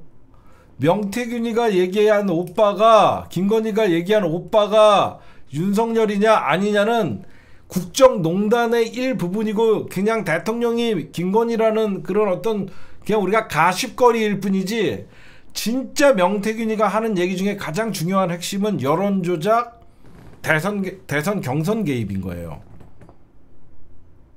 그러니까 여러분들이, 저는 명태균 사건은 이제 시작인 거예요. 이제 시작이라서 윤석열이 헌법을 위반한 거, 공직선거법을 위반하면서 여론을 조작해서 본인이 국힘당의 대통령 후보가 되는 그 과정은 명백한 범법행위고 중대범죄예요. 이게 이제 시작된 겁니다. 그래서 어떤 게 더 있는지, 이 명태균과 김건희가 여론 조작을 하는데 분명히 김건희가 가세해서 누구 죽여달라, 누구 해달라, 이런 게 분명히 있을 거예요. 그래서 저는 여러분들이 자꾸 가십거리인 김건희가 뭐 오빠라고 했다, 누구다, 이게 중요한 게 아니라 명태균의 입에 의해서 지난 대선 경선에서 본인이 조작했다. 그러면 이제 용사는 끝난 거예요. 그래서 여러분들 2% 앞서게 해달라. 결국은 여론조사 부정이 탄핵감입니다, 이게. 그래서 우리는 명태균 사건은 이제 시작된 거예요. 그래서 여기저기서 명태균이가 실질적으로 국무회의에서 나올 법한 얘기들의 정보를 가지고 지역에서 벌써 플랜카드를 맞추고 그렇게 나오는 거예요. 먼저 지가 여론 조작을 통해서 부정으로 윤석열을 대통령 후보를 만든 다음에 대통령을 만들었기 때문에 그 다음에 국정의 농단에 가세할 수 있었다. 이렇게 순서대로. 그래서 총선에도 개입했다. 그 원인이 다 뭐냐? 부정한 왜곡된 여론조사를 통해서 사실상 윤석열을 대통령 후보로 만들었던 명태균의 부정선거였다. 그렇게 여러분들이 핵심을 좀 잡고 가셔야 된다. 그리고 저는 좀 오늘 이게 좀 딜레마인데, 이 명태균 의혹 사건을 어디서 조사하냐면 지금 창원지검에서 조사하고 있어요. 그렇죠? 지금 창원지검에서 조사하는데, 민주당 의원들이 이제 이 사건을 서울로 보내라, 중앙지검으로. 나는 지금 검찰은 아무도 믿을 수가 없거든. 나는 명태균 의혹 사건을 특검으로 가야 된다고 생각해요. 이것도 따로, 지금 물론 김건희 특검에 포함됐지만 명태균 대선 경선 부정선거 특검은 국힘당이 반대할 수가 없거든요. 그쵸? 국힘당이 반대할 수가 없어요. 이거는 국힘당의 주요 인사들이 다 관련되어 있기 때문에 지금 민주당이나 이쪽에서, 왜 그러냐면 지금 창원지검에서 부장검사 1명과 일반 평검사 4명이 이 사건을 수사하는데, 명태균의 녹취록만 수천 개가 있대잖아.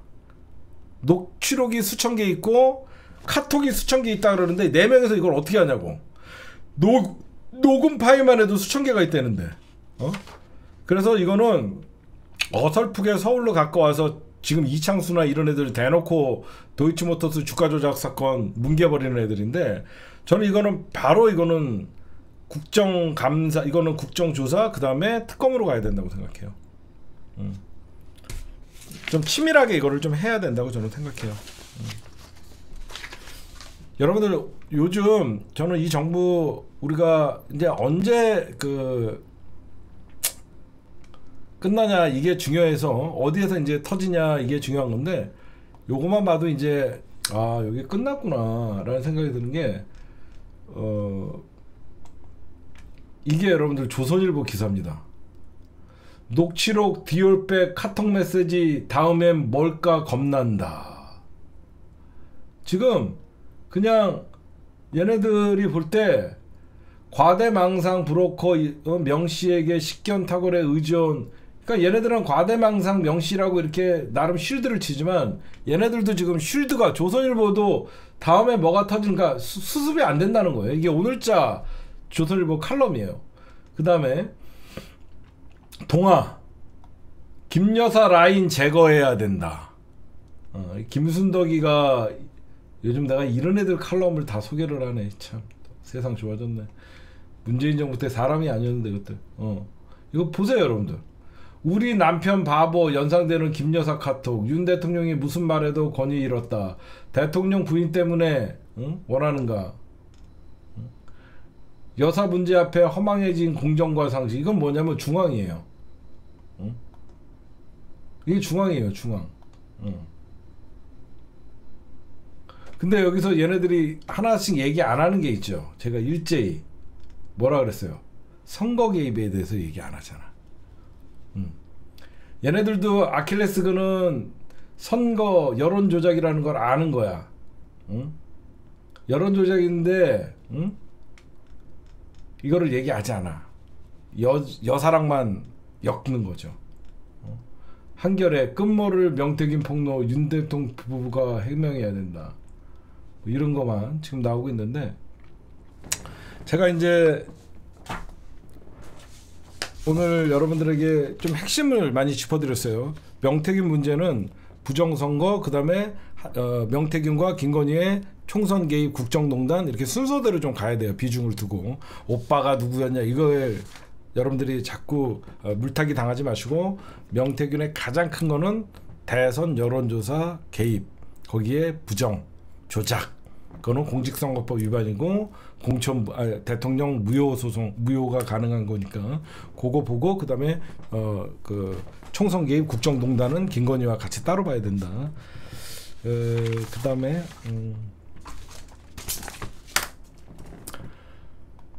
지금까지 검찰, 오늘 도이치모터스 불기소 사건이었고요. 네, 여러분들 안녕하세요. 시사타파의 심층분석 시작하도록 하겠습니다. 어제 제가 방송을 못했는데 어제 선거 결과가 나왔죠. 뭐 이거는 뭐 여야가 2대2로 비겼다 뭐 헛소리들 하는데, 교육감 선거가 제일 큰 선거입니다. 그쵸? 자꾸 쟤네들은 불리하니까 그런 얘기 안 하는데, 뭐 구청장 선거, 호남 어차피 그 민주당이나 민주당이 이기는 데고, 강화 어차피 국힘당이 텃밭이었어요. 이번 선거의 가장 핵심은 서울시 교육감을 누가 하냐였습니다. 민주당이 진보 교육감이 압도적으로 이겼다는 것 자체가 민주당이 이긴 거예요. 서울 민심이 이반이 얼마나 센지를 보여주는 겁니다. 그쵸? 이거는 스코어로 얘기할 수 없는 부분이에요. 하여튼 그거에 대해서 말씀드리고, 그 다음에 진짜 대한민국 보수라는 이 극우 지지 세력들 부끄럽습니다. 대한민국 역사 왜곡 작가 노벨상 한강, 우리 한강 작가의 노벨 문학상에 스웨덴 대사관에 몰려가 갖고 집회를 합니다. 이게 진짜 창피한 겁니다. 매국노들이 아니고, 안 그래요? 나라에 경사가 났는데, 나라에서 경사가 났고 아시아 최초 여성 노벨 문학상을 받은 작가가 났는데, 역사 왜곡 작가에게 노벨상을 줬다라고 하면서 몰려가고 저런 자들이 있는 거예요. 저런 것들이 21세기 매국노들입니다. 창피합니다. 창피해. 부끄럽죠. 저는 요 얘기만 하고 한강 노벨문학상 수상에 대해서는 여러 군데에서 많은 분들이 논평을 했기 때문에 제가 뭐 굳이 따로 논평할 필요는 없고, 한강 이 작가의 책은 여러 책들 9년에 걸쳐서 만든 소년이 온다나 이런 책들은 이미 우리나라에 나와 있었습니다. 왜 대한민국 안에서는 우리 국민들이 인정을 해도 인정받지 못하고, 왜 세계 노벨 문학상에서 상을 줘야만 이 책을 인정을 합니까? 5.18은 우리의 역사입니다.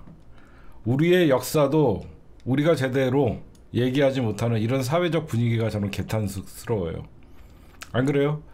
5.18에 사실 이 한강 작가의 소년이 온다는 정말 이 국가폭력, 그 다음에 여러가지 슬픈 책이에요. 그런데 노벨 문학상을 이분이 받지 못했다 그러면 이분은 그냥 빨갱이 작가였을 뿐입니다. 대한민국 수준인 거예요. 외국에서 인정하면 보수도 숟가락 얹으려고 그러고, 외국에서 인정받지 못하면 5.18을 역사적 왜곡으로 했다라고 하면서 편협한 작가로 만드는 겁니다. 그게 개탄스러워요. 그 다음에 지금 법원에서 점점점 좋은 판결들이 많이 나오고 있습니다. 방통위 2윈 체제에서 의결했던 법들은 위법이라고 나오면서 YTN이 민영화됐죠. 지금 YTN 논조도 굉장히 이상해지고 있는데 YTN 민영화도 뒤집힐 가능성이 많습니다. 즉 법원은 5인 체제의 합의기구인 방통위에서 대통령이 임명한 2명 갖고 의결을 했던 그 모든 의결 사안들은 무효다라고 하는 것들이 나오고 있기 때문에 이진숙 위원장 탄핵 심판에 굉장히 우리 진영에서 보면 좋은 영향이 있을 거다라는 생각을 합니다. 그 다음에 요거부터 할까요? 오늘 제가 국감을 좀 봤는데요. 전주지검 국감을 좀 보면서 전주지검장이 나와서 대전 고검에서 열린 국정감사에서 전주지검장이 나왔는데, 이 전주지검장 말하는 게 정말 웃겼습니다. 어떻게 문재인 대통령 사건에 대해서는 그렇게 먼지털이식 수사를 하면서 김건희 주가 조작 사건에 대해서는 무혐의를 줄 수 있냐라는 법사위원들의 질의에 이거는 정치적 보복 수사다, 문재인 전 대통령에 대한 수사는. 그랬더니 검찰이 눈을 감으면 직무유기라고 합니다. 왜 검찰은 어떨 때는 눈이 번쩍 뜨이고 어쩔 때는 눈을 감고 수사하는지 서울중앙지검장에다가 얘기해야 될 부분이에요. 뻔뻔하기 이를 데가 없습니다. 전 정권에 대해서는 먼지털이식 수사, 제가 예전에 이런 얘기를 한 적이 있어요. 대한민국의 모든 수사의 기준은 조국 전 장관님과 정경심 교수의 수사 기준으로 검찰은 수사를 해야 됩니다. 그렇죠? 저는 검찰이 세워놓은 이 정확한 기준, 조국 수사하듯이 정경심 수사하듯이 검찰이 살아날 길은 진영을 불문하고 이렇게 수사하는 기준이 있어야 되는 거예요. 그러니까 검찰은 이제는 사실상 해체 선언을 스스로들이 한 겁니다. 그 다음에 요즘 여러분들 남북관계가 심상치가 않죠. 지금 우리나라 안에서는 지금 이동 자체를 금지시키고 휴전선이나 연평도나 이 북부지방에서는 지금 사실상 주민들이 굉장히 불안에 떨고 있습니다. 간단하게 좀 말씀드리면요, 우리가 예전부터 통일부가 있죠. 통일부가 있고 통일 우리의 소원은 통일이다라는 얘기를 많이 했습니다. 과거 우리가 지향하는 통일은 평화적 통일이었죠. 시대가 변하면서 이 극우들이 정권을 잡고 극우들이 통일에 대한 개념을 바꿔버렸습니다. 그래서 노무현 대통령 때도 평화 통일이라고 하면서 평화가 먼저 우선이 되고 그 다음에 통일로 나아가야 된다라고 하면서 민간 교류를 늘렸던 거예요. 여러분들, 그렇죠? 민간 교류를 통해서 점차 한민족의 동질성을 회복을 하고 이질성을 극복하고 동질성을 회복한 다음에 남북 교류를 통해서 남북이 자연스럽게 평화를 구축하고 그게 통일로 이어진다. 이게 과거부터 우리가 전해내려온 통일 국가론이었습니다. 그런데 정작 이 통일이라는 어떤 그 과제는 너무나 첨예한 공산주의와 민주주의라는 지금 전체주의와 북한은 사실 독재국가죠. 독재주의와 민주주의 국가가 이 대립을 하면서 우리가 어떤 식의 통일을 해야 되냐는 사실상 입으로 진보 진영에서도 통일에 관해서 논하기가 사실 어려웠었습니다. 제가 왜 이런 말씀을 드리자면요. 우리가 늘 얘기할 때 평화 통일이라는 말을 했죠. 문재인 정부에서도 사실 통일의 방점을 찍는 것보다는 평화를 통한 남북의 긴장 완화 그리고 남북의 교류 이거에 힘을 썼습니다. 왜 극우들이 오히려 윤석열 정부가 들어서서 통일 얘기가 더 윤석열이 힘에 의한 통일 이렇게 얘기하냐면 극우들이 생각하는 통일은 무력 통일입니다. 그래서 위험한 거예요. 민주진영이 정권을 잡으면 평화를 외치면서 남북 교류를 통한 민족의 동질성 회복이지만 어느 순간부터 통일은 전쟁을 곧 의미하는 잘못된 단어가 됐다는 거예요. 제 말 무슨 말씀인지 아시겠죠? 박근혜 때도 통일은 대박이다라고 하면서 사실상 흡수 통일을 얘기를 했고 지금 윤석열 정부가 들어서서도 보수주의자들이 얘기하는 통일은 힘에 의한 흡수 통일을 얘기하는 거예요. 그래서 우리 민주 진영에서도 이제는 통일은 평화와 상반되는 언어가 되어 있기 때문에 우리 남북 관계는 최소한 평화적으로 유지하는 게 가장 중요하다라는 제가 얘기를 좀 해드리는 거예요. 그렇죠? 그 다음에 윤석열 탄핵에 공감한다가 무려 62.6%, 공감하지 않는다가 35.1%. 윤석열이 지난 대선에서 얻은 것보다 한 20% 정도 가까이 이제는 잃어버린 거죠. 윤석열 탄핵에 공감한다라는 사람들은 지나가는 10명을 자꾸 얘기를 하면 6명. 적어도 6명 이상은 윤석열 탄핵해야 된다라고 하는 거는 이제는 윤석열의 국정 동력은 끝났다라고 봐야 되죠. 여기에 윤석열에 비해서 김건희는 사실상 밉상이 됐기 때문에 현재 한동훈과 김건희의 사이에서 그 한동훈이가 오히려 반사 이익을 보는 그런 경향이 있습니다. 이따가 제가 한동훈 심층 분석을 할 때 여러분들에게 좀 말씀을 좀 드릴게요. 한동훈의 심층 분석할 때 저는 한동훈을 우리가 마음속으로는 윤석열과 대립한다라고 생각하니까 의외로 우리가 한동훈을 응원하는 사람들도 있는데 우리가 한동훈도 조심해야 된다. 저는 솔직하게 말씀드리면 윤석열 정부 죽일 때 한동훈도 같이 죽여야 돼요. 한동훈 따위가 윤석열과 각을 세우면서 어떤 여당 속의 야당의 행세를 하는 것은 굉장히 위험합니다. 그 다음에 이번 선거에 대해서 좀 말씀을 드릴게요. 민주당이 예상을 뒤엎고 저는 영광 곡성 영광에서는 진보당 후보가 이긴다라고 얘기하지만 호남의 민심은 정확히 판단을 한 겁니다. 지역구에서 그렇게 열심히 밭을 갈았던 진보당이었지만 민주당의 이번 영광 군수의 선거는 단순한 군수의 선거가 아니라 정권 교체의 발판의 밑거름, 즉 이재명 당대표가 재연임을 함으로써 이재명 당대표에게 조금 더 힘을 실어주기 위한 지지층의 현명한 어떤 그 선택이었다라고 생각해요.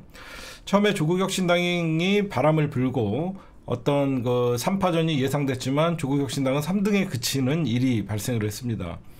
그러니까 텃밭에 이 어떤 민심의 이반은 없었지만 저는 좀 이런 거를 좀 봐야 된다고 생각해요. 민주당이 어떻게 보면 그 조국혁신당, 진보당, 민주당과 경합을 통해서 민주당이 다시 재신임을 받는 어떤 그런 일이 발생을 했고 그래서 민주당은 텃밭을 수호하는데 어떤 그 사명을 다해서 절대 뭐 손해되는 건 없고 이재명 당대표에게도 뭐 호남에 대한 어떤 외면 이런 것들은 없다라고 생각을 하면 될 것 같아요. 왜냐하면 호남은 여러분들 알다시피 이낙연 이미 민주당에서 떠나갔으니까 이낙연 선생의 어떤 고향이기도 해갖고 이 반 이재명 정서가 좀 있다라는 얘기들이 좀 나왔었지만 민주당이 사수를 하면서 사실상 텃밭을 지켰다라고 여러분들이 좀 보시면 될 것 같고, 그 다음에 저는 이 얘기를 해드리고 싶어요. 조국 혁신당이 영광선거 겸허히 받아들인다 부족했다, 진보당에도 밀려갖고 3위를 했죠. 저는 조국 혁신당의 도전은 좋았어요. 박수 쳐줄 만해요. 조국 혁신당의 도전은 박수 칠 만을 했지만 번지수를 잘못 찾아갔다. 제가 조국 혁신당의 전략기획이나 전략위원이었다면 조국은 이번에 호남에 올인을 할 게 아니라 부산에 올인을 했어야 됩니다. 제가 왜 이런 말씀을 드리냐면 조국 혁신당이 이번에 영광선거에 올인을 한 것은 호남을 텃밭으로 삼으려고 그랬던 거예요. 이게 무슨 말이냐면 조국 혁신당이 호남을 텃밭으로 삼아서 다음 선거에서 본인들이 공당으로서의 후보를 내는 어떤 그런 역할을 하려고 그랬던 것 같아요. 호남에서 조국 혁신당이 민주당과 텃밭 싸움을 하는 순간 조국 혁신당은 죽어요. 제가 정말 부탁드리고 싶은 것은 조국 혁신당의 텃밭은 부산이 돼야 됩니다.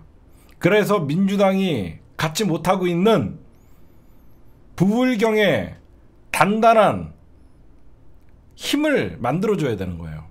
왜 그러냐면 조국 혁신당의 면면을 보면 친노 친문의 향수가 있는 거예요. 그렇죠?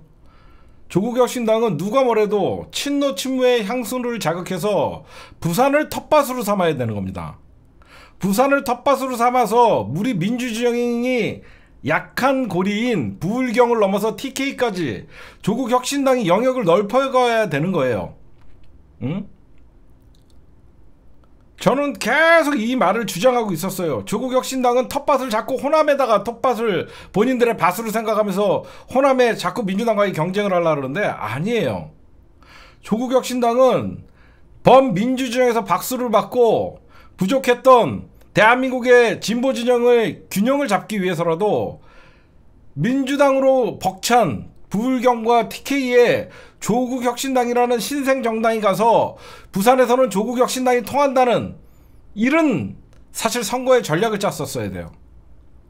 뭐하러 호남에 가갖고 민주당과 경쟁을 합니까? 조국 혁신당이 호남에 가지 않으면 호남에서 국민의힘이 당선이 됩니까? 뭐가 됩니까? 그래서 제가 얘기한 거예요. 조국 혁신당이 만약에 앞으로 조국 혁신당이 부산을 텃밭으로 삼겠습니다 라고 선언을 했으면 많은 사람들이, 민주당 지지자들이 조국 혁신당의 외연 확장에 박수를 보내는 겁니다. 근데 조국 혁신당이 호남을 텃밭으로 삼는다니까 민주당 지지자들이 위기감을 느끼면서 조국 혁신당을 경계할 수밖에 없는 거예요. 그렇지 않습니까? 조국 혁신당은 번지수를 잘못 찾은 거예요. 부울경을 넘어선 TK까지 조국 혁신당이 친노 친문의 향수를 그리면서 부울경을 진보 진영으로, 김영삼이 망쳐놓았던 산당 야합에 의해서 망쳐놨던 진보 진영의 사실 부산이나 마산 이쪽은 전부 진보 진영의 텃밭이었거든요. 저는 조국이 그 역할을 했어야 된다고 생각해요. 아직 늦지 않았습니다. 어설프게 조국 혁신당이 호남에서 이번에 비례대표에서 표가 많이 나왔다 그래갖고 호남을 텃밭으로 간다는 것은 조국 혁신당을 호남에서 지지했던 이유는 3년은 길다라는 너무너무 강력한 메시지에 의해서 지역구는 호남에서는 걱정을 할 게 없으니까 비례라도 조국 혁신당 좀 먹어라 라고 하면서 조국 혁신당을 찍어준 것이지, 호남 사람들이 민주당을 배신하고 조국 혁신당에 갈아탄 게 아니에요. 저는 그 얘기를 꼭 해드리고 싶어요. 조국 혁신당이 사는 길은 험지를 개척하는 역할을 해야 되는 겁니다. 기존에 있던 밭을 갈아 엎어갖고 사람을 바꾸려고 하면 저항이 있는 거예요. 적어도 밭을 갈아엎으려 그러면 국힘당의 밭에 가서 갈아엎어야죠. 조국혁신당은 텃밭을 지정을 잘 못한 겁니다. 차라리 조국혁신당이 TK가 갖고, 하긴 이번엔 TK는 선거가 없었으니까 PK에서 우리가 텃밭을 내리겠다 라고 하면 다음부터는 선거는 많은 사람들이 이번에 조국혁신당의 어떤 밭갈이에 의해서 민주당을 지지하고, 비록 조국혁신당과 민주당이 경선을 통해서 민주당 후보가 이겼지만 다음번에는 조국혁신당에게 힘을 몰아줄 수가 있는 거거든요. 그렇죠? 제발 호남이 본인들의 텃밭이라는 착각을 하지 마십시오. 힘든 지역에 가갖고 개척을 하세요. 그게 조국혁신당에서 하는 길입니다. 저는 그 얘기를 좀 해드리고 싶어요. 그 다음에 뭐 무승부로 끝났다, 여기저기서 언론에서는 계속 무승부로 끝났다라고 여기저기서 떠들고 있는데, 무승부로 끝난 게 아니라 가장 중요한 선거, 서울시 교육감을 진보 진영에서 이겼다는 것은 대한민국의 윤석열 정부와 보수를 심판한 것이다, 이렇게 보는 게 정확합니다. 무슨 기존에 있던 호남 두석, 그럼 호남에서 당연히 민주당이 이기지. 어차피 텃밭 자기네들끼리 싸움이 아니라 진짜 싸움은 서울시 교육감 선거였습니다. 보수를 심판한 거고 윤석열 정부를 심판했다, 저는 그렇게 말씀드리고 싶어요. 네, 오늘의 주요 단신이었습니다.